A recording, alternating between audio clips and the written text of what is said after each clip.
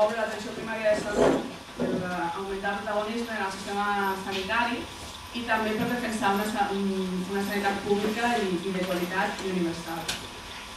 Ho fem a través del blog, aquí teniu l'adreça, al cocapu.wordpress.com, en què publiquem documents propis i també fem difusió d'altres iniciatives i d'altres documents relacionats amb l'atenció primària. El Juan ens va proposar de parlar sobre el tema de la crisi sanitària i les seves conseqüències en la salut, en la vida i en la mort de les persones. Nosaltres, encantats, ens vam pujar al carro. Suposo que molts coneixeu el Juan Hervas. Ell és una persona molt reconeguda dins de l'atenció primària. És metge general, ja jubilat, fins fa 2 anys treballava a Hurtado de la Sierra i, a més, ha estat professor universitari de la Universitat Autònoma de Madrid, l'Escola Nacional de Sanitat, l'Escola de Salut Pública Johns Hopkins de Baltimore, als Estats Units, investigador en atenció primària i salut pública, amb múltiples articles publicats a revistes d'abast internacional, Lancet, el British Medical Journal, el New England. És membre fundador de l'equip CESCA, membre del Comitè Internacional de Classificacions de la ONCA i membre del comitè editorial de revistes com Medicina Clínica, Revista Espanyola de Salut Pública, entre d'altres. I jo crec que és important tenir present tot això, perquè a vegades el que diu crida molt l'atenció, ens sorprèn, ens descol·loca, i el primer que fem quan alguna cosa ens descol·loca és dir, bueno, ja això t'ho diu, no? Ho diu algú que és fiable o diu algú que hem d'anar amb tot aquest currículum ens dona la vida. I res, ja us deixem amb ell. Farem mitja hora de col·loqui, de xerrada, i després una hora i mitja de col·loqui. A les 9 hem de marxar perquè pleguen, però després ja tenim un lloc mirat per si voleu continuar, una cerveseta, menjar alguna cosa i seguir la xerrada. Los bailes en los pueblos. Sí, lo bonito de los bailes de los pueblos es que hay niños por allí corriendo y la gente bailando. Es una actividad que recomiendo hacer a todos los médicos porque tus pacientes parecen que se están muriendo hasta que llegan las fiestas y entonces resucitan. Es muy bonito, no es tratamiento médico, además no se debe a ningún medicamento y no suele ser demasiado caro porque en último término se inventa la música. Y además se cruzan muchas profesiones. Soy de los pocos, lo digo con lástima, no con demasiado orgullo, que logro conectar profesiones muy distintas. Incluso hay algún especialista al menos, no hay un endocrinólogo. Levanta la mano que se te vea. Pues me parece más difícil que ver aquí a algún economista de la salud. Pero hay economistas de la salud, hay gente saludista y hay clínicos. Yo creo que la intención que nos reúne aquí es como mínimo honrada, que es nos enfrentamos a una crisis con unas consecuencias y deberíamos articular alguna respuesta que fuera más allá de la queja. La lastimera, la queja que nos sumerge en el puro mundo de ineficacia, resulta realmente frenador. La organización es exactamente la que ha anunciado Meritxell, que es media hora en la que yo tengo el tiempo y el monopolio. Si alguien se siente muy incómodo, puede interrumpir, esto es un país libre. Pero si no, pues yo tengo media hora y a partir de ese momento tenéis vosotros hora y media, en la que se establece también discusión entre vosotros. Lo único es que cada uno se presente y puede interrumpir al que está hablando y discutir entre ellos o conmigo. Y ruego que no se consuman más de 5 minutos y lo voy a controlar. Yo soy un maniático de reloj. Sí, la cuestión que nos reúne aquí es básicamente una crisis que ha sido financiera en su comienzo, que se ha convertido económica en su segunda versión y se está convirtiendo obviamente ya claramente en una crisis social. El origen de la crisis la podemos discutir desde el punto de vista de un médico general, como soy yo, de algo curioso. La crisis se debe a la avaricia y la codicia sin control, que es en general lo que se han vivido todas las crisis, que si uno repasa, especialmente pues, las más clásicas, como la de los tulipanes en Holanda, se vivió exactamente lo mismo, la crisis y la codicia, la afán de lucro sin control, avaricia, codicia sin control. La segunda palabra es muy importante, porque avaricia y codicia tenemos todos, en cierto grado, en menor grado tenemos todos, pero hay unos ciertos controles sociales que nos obligan a parecer mejores personas de los que somos. Que no somos las buenas personas que parecemos, ¿eh? Yo tampoco, o sea que me incluyo. Una parte de la civilización es el establecimiento de controles. El establecimiento de controles son cosas tan sencillas como que los semáforos cuando están en verde no se pasan y cuando están en rojo te paras, ¿de acuerdo? Los controles sociales que admitimos son sencillísimos y es de ese estilo, de que tú cuando entras en una rotonda cedes el paso a la derecha y de que cuando estás aquí pues te sientas correctamente y no estás fumando. Son controles muy sencillos pero necesarios para la convivencia especialmente de millones de personas que durante 2 millones de años no hemos convivido así como estamos conviviendo.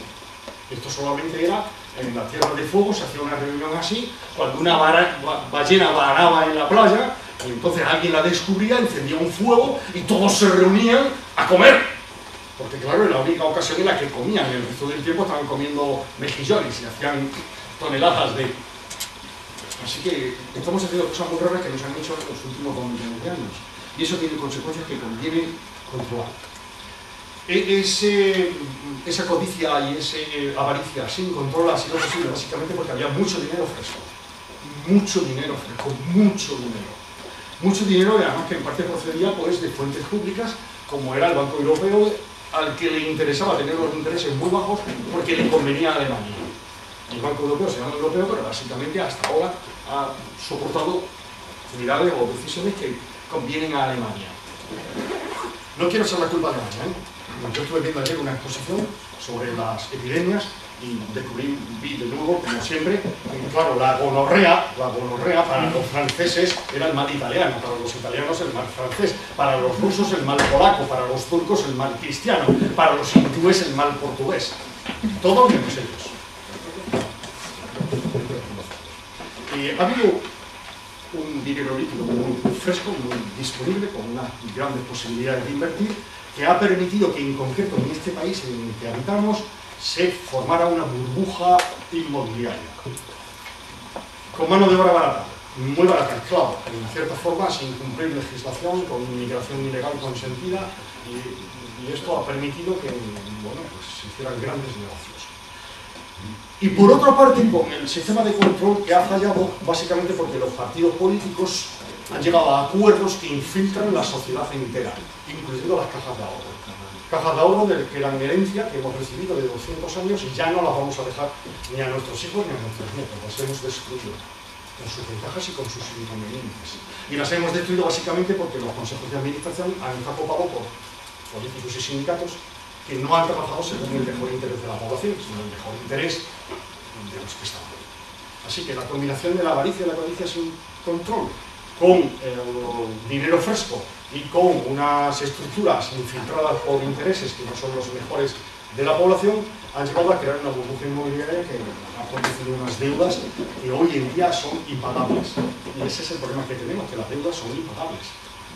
Porque básicamente tenemos dinero de promotores y de dinero privado, de hipotecas, y ahora, para soportar eso, estamos empezando a tener una deuda pública que no teníamos, que nos cae.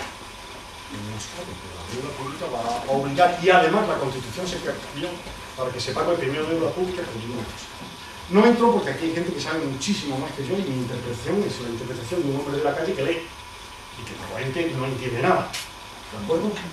Pero escribe. Así que este que está aquí escribe, tiene ese defecto, vicio o como queráis llamarlo, y escribe. Y escribe especialmente cuando eso que, bueno, parece que está en los libros, en la teoría, y se dedican los economistas a preverlo y a avisarte y a tomar medidas, empieza a tener repercusión en la salud. La primera repercusión ha sido el desempleo. El desempleo es un problema de salud. Cuando hablamos de problemas de salud biopsicosocial, el estar en desempleo, sobre todo persistente, permanente, sin perspectiva, es un problema de salud. Genera pérdida de autoestima, inseguridad, ausencia de vida futura, insomnio, ludopatía, consumo de alcohol, de tabaco. Se asocia especialmente a enfermedad mental. Además del desempleo, estamos teniendo otro problema grave con la crisis que impacta en la salud, que es pobreza. La pobreza, como dice Cáritas, ha dejado de ser circunstancial para ser estructural. Así que la pobreza en España, que era más o menos tolerable, no disminuyó cuando las cosas iban bien.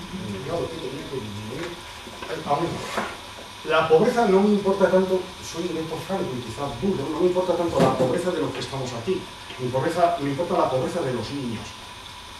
En España hay 2 millones de niños pobres, 2 millones de niños pobres. El 15% de ellos con problemas de pobreza aguda. Solo nos gana en la Unión Europea Bulgaria y Rumanía.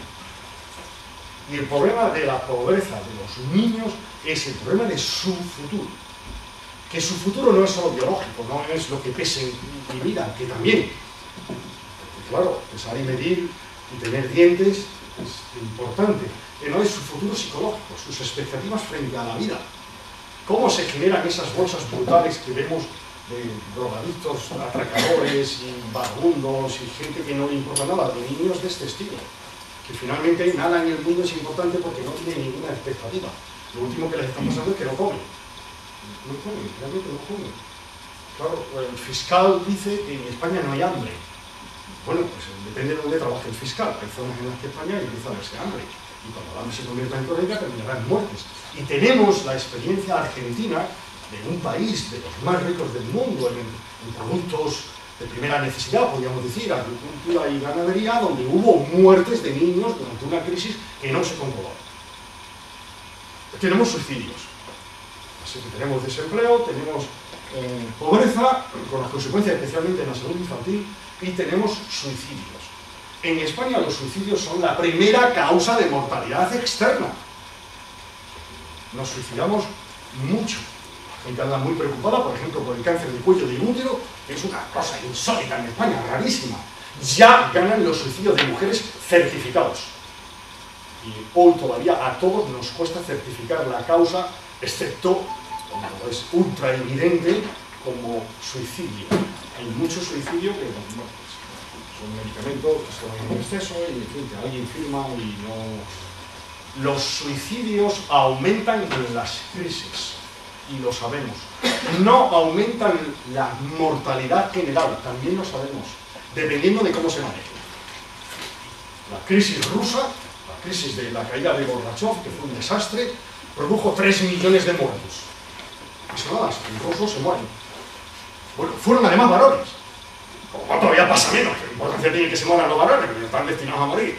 Y además murieron por violencia, por suicidio, por alcoholismo, por pérdida de la estructura social. Bueno, si se puede evitar, en Finlandia, que es frontera con Rusia, si alguna vez viajáis a Finlandia, una de las visitas que no os llevan es ir a ver la frontera con Rusia y la valla que limita la Unión Europea con Rusia en Finlandia. Son muy parecidos, ¿eh? Los finlandeses son los más parecidos a los rusos de los europeos. Y de hecho son todavía muy soviéticos.